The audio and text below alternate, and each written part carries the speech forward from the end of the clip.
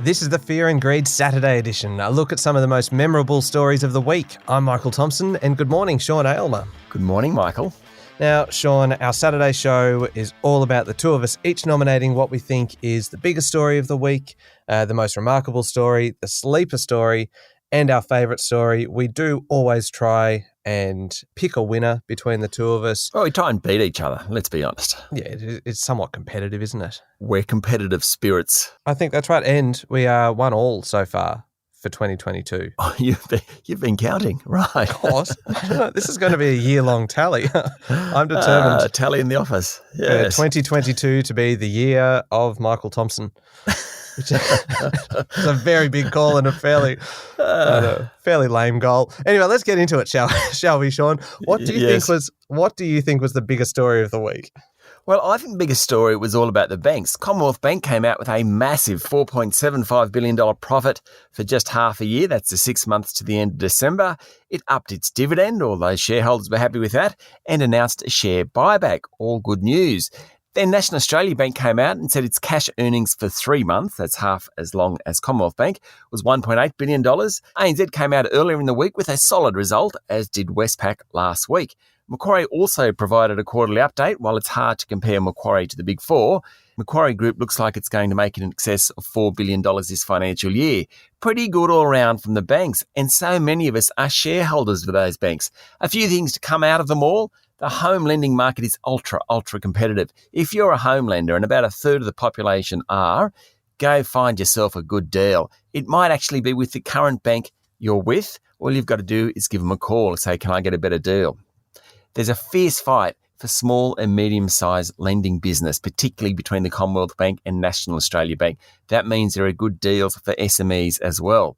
Now, some banks are doing better than others on costs, but all are experiencing squeezes on their profit margins. Interest rates are likely to rise this year, and that means the rate you pay on your variable home loan rate will go up. Same deal on business loans and credit cards, but hopefully deposit rates will go up. Just the fact that everything I've just spoken about in the last couple of minutes pretty much affects every single Australian, that's why it's the biggest story of the week. Michael. Yes, that is a big story for the week, Sean, but can I actually just ask you a bit of a question without notice, a follow-up question, if I may? You said that it's hard to compare Macquarie to the Big Four. Macquarie is going to make in excess of $4 billion this financial year. Why do we still talk in terms of the Big Four and then Macquarie when the profits are pretty significant for Macquarie and its market cap is pretty impressive too? Yes, it's part of the financial services group, but really it's not a bank that makes all its money doing home loans, deposits, all that sort of thing. It makes a lot more money out of advice business, trading business, wealth management business. So its core businesses are very different to the Big Four banks. And the Big Four banks, their core business is lending money to people and taking deposits, whereas Macquarie, that is not their core business. So that's actually the difference. Having said that, those Big Four plus Macquarie, you add CSL and BHP and you've got the 7 top companies in the country. So maybe it should be the Big Five, but to be honest, I just think Macquarie is a different business model. Yeah, fair enough. All right, maybe you'll get extra credit for the additional information you provided. You may need it to beat my biggest story of the week. Okay, what is it?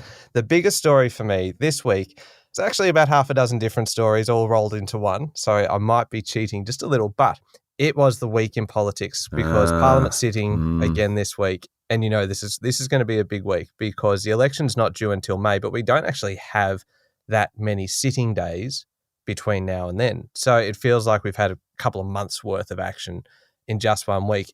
You knew it was going to be a big week when this time last weekend, there were the text messages from Barnaby Joyce saying the Prime Minister Scott Morrison was a hypocrite and a liar. He apologised and said he knows the Prime Minister much better now. And as for the minister who called Scott Morrison a complete psycho, well, former New South Wales Premier Bob Carr said he believed it was Peter Dutton. The Defence Minister denied it, but it was just chaos for a few days there. The sitting week proper started with a formal apology to political staffers and others who have suffered bullying, harassment and assault in Parliament House, also in ministerial and electorate offices. There was talk about the crisis in aged care following the deaths of nearly 600 older Australians in care so far this year. But that all then got overwhelmed a bit by the debate over the government's religious freedom laws. particularly over the protections for gay and transgender kids. Those laws eventually passed the lower house after an all-night debate and after 5 government MPs actually crossed the floor to vote with Labor. Now, the laws then were pulled before they made it to the Senate, so essentially they're on ice until sometime in the future, and considering there's only a couple of Senate sitting days between now and the election, it won't happen until afterwards, you would think. That's a loss for the Prime Minister. Treasurer Josh Frydenberg had a big loss this week too, legislation changing the way proxy advisors work in advising shareholders how to vote. That was rolled in Parliament. Finally, the whole circus wrapped up with allegations by Peter Dutton in Parliament that China is supporting Anthony Albanese to win the next election. That is a massive call to make, particularly without any evidence to back it up. And it just tells us that we are in for a very long, very dirty election campaign. Put all of that together, and that is easily the biggest story of the week. 1-0 to you. Oh. I'm conceding. Oh, just like that. That was easy. Massive week in Canberra, and I don't want to go into it again. You just spent many, many minutes going through it all. I don't think we need to redraft it. I completely agree. What do you reckon was the most remarkable story this week, Sean? Well, the most remarkable story for me was one that was sort of in the offing, and when it hit, no one could believe just how big a story it was. Figures showed that US consumer prices jumped in January by the most in 40 years. They're up 7.5% on an annual basis, and underlying inflation, which takes out volatile items like gas, jumped 6%. That was its biggest gain since 1982. Absolutely remarkable. It means the US Federal Reserve could lift interest rates more quickly than originally anticipated, and certainly in larger increments. High energy costs, labour shortages and supply chain disruptions, coupled with strong demand, are pushing prices up. The number is remarkable enough, but the change in the economic landscape in just a few months, at least in terms of price rises, is even more incredible. Rates are going to have to rise and governments will have to stop lending so much money. The payback for the largesse of the COVID years is starting to kick in, and it will last several years to come, not just in the US, but in Europe, in Japan, and certainly in Australia as well. That's why I think it's the most remarkable story of the week. Yeah, that is pretty remarkable just because of the flow-on effects of all of that. I do have a remarkable story. For me, it's this one. We know that businesses in Australia are suffering from staff shortages, so it's a great time to be looking for a job, or if you've got a job, it's probably a pretty good time to be asking for a pay rise. But if you want an indication of just how widespread this staff shortage is, look to the US and look to online retail giant Amazon, because like everyone, Amazon is really struggling at the moment to find and to keep the staff they've got. So their solution is they're going to pay them more.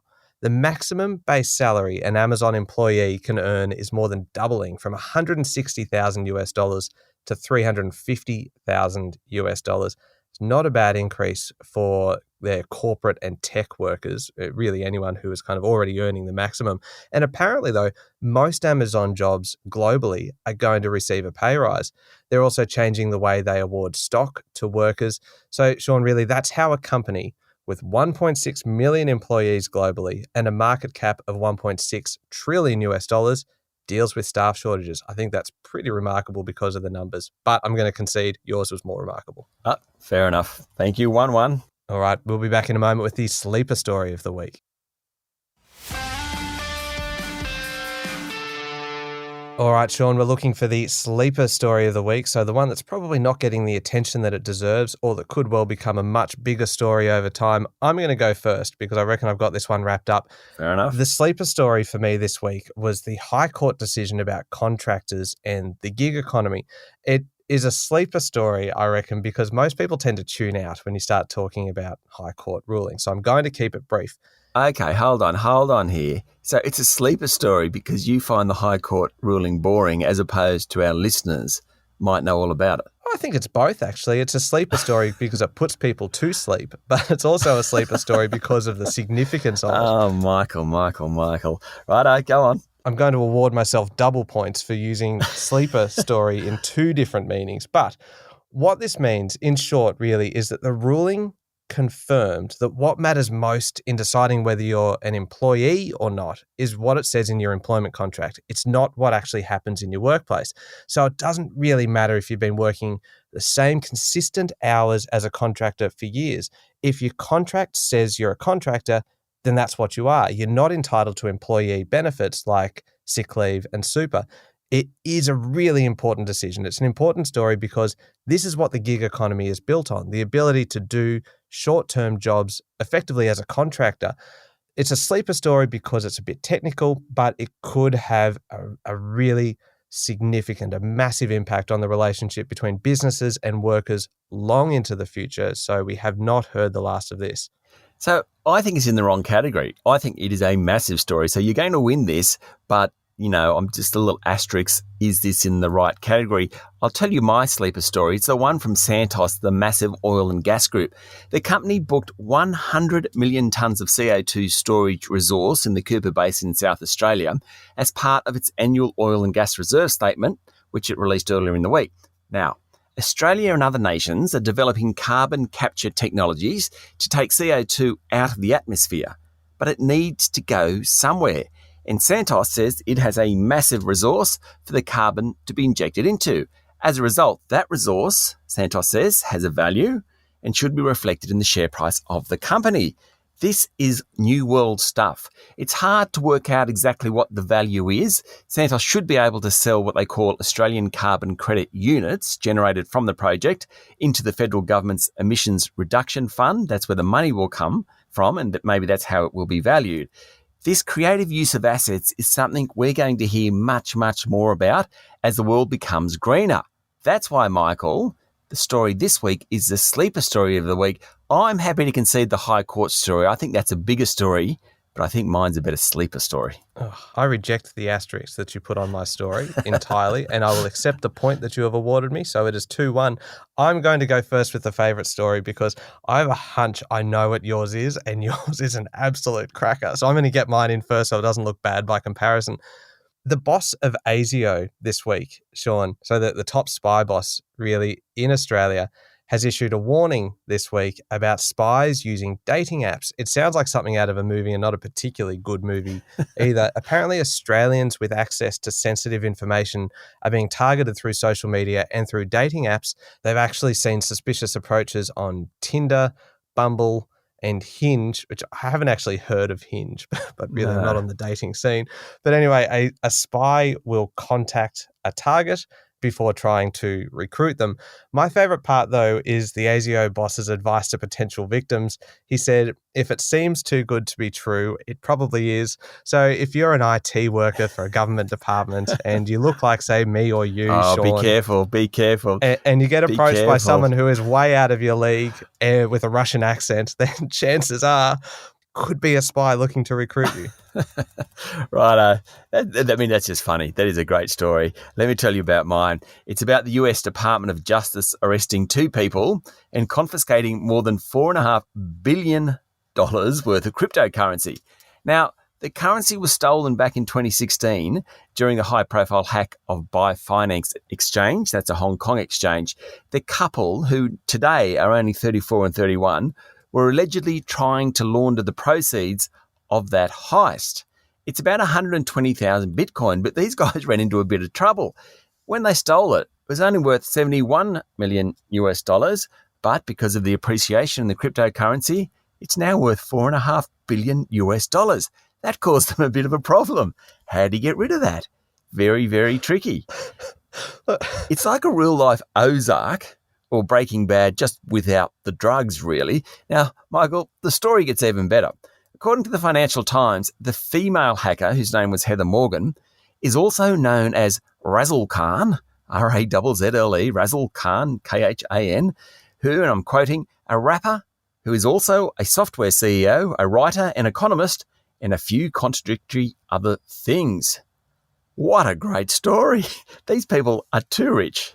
That is fantastic. That is, I once worked with someone who would describe that pretty much as a quality problem. When you've stolen Bitcoin, it's appreciated too much for you to be able to launder it successfully. That's a quality problem to have. And who chooses the name Razzle Khan? Razzle Khan. It's like giving yourself a nickname, isn't it? You just can't do it. It's trying to keep a low profile because I happen to have $4.5 billion US worth of Bitcoin. I think I'll call myself Razzle Khan. Yeah, this'll sneak under the radar. I love that story, Sean. That you win that one hands down. So it is 2-2. It is a tie for this week. Michael, I've just got to say, I've got a least favourite story of the week, just quickly. Oh, go on. It's the fall in reserves of high-end Arabica beans, the coffee beans. They're actually at their lowest level since 2000, which is when monitoring began. There's about 65 million kilos in storage we found out this week, but that's actually not much for the whole world. The problem is that coffee reserves have been falling since September due to higher shipping costs, and Brazil, which is the biggest producer, has had a dreadful crop. As a result, there's just not much coffee around and coffee prices could rise. Easily my least favourite story, Michael. Oh, see, that is a terrible story. It is a terrible story to finish on. I just can't get past Razzle Khan. I think I'm still stuck about 2 minutes ago with Razzle Khan. You still get the point for Razzle Khan. So it is still 2-2. It is a draw for this week. Are you happy to tie with me this week, Sean? I'm very happy. Honoured, in fact. Wonderful. Thank you. Thank you very much. Thanks, Michael. And don't forget that tomorrow, Sean and I will both be back with Adam Lang from the Fear and Greed team to have a bit of a lighter look at some of the news around the place. There is a chance that Razzle Khan may be mentioned once again. I'm Michael Thompson. Have a good Saturday and a great weekend.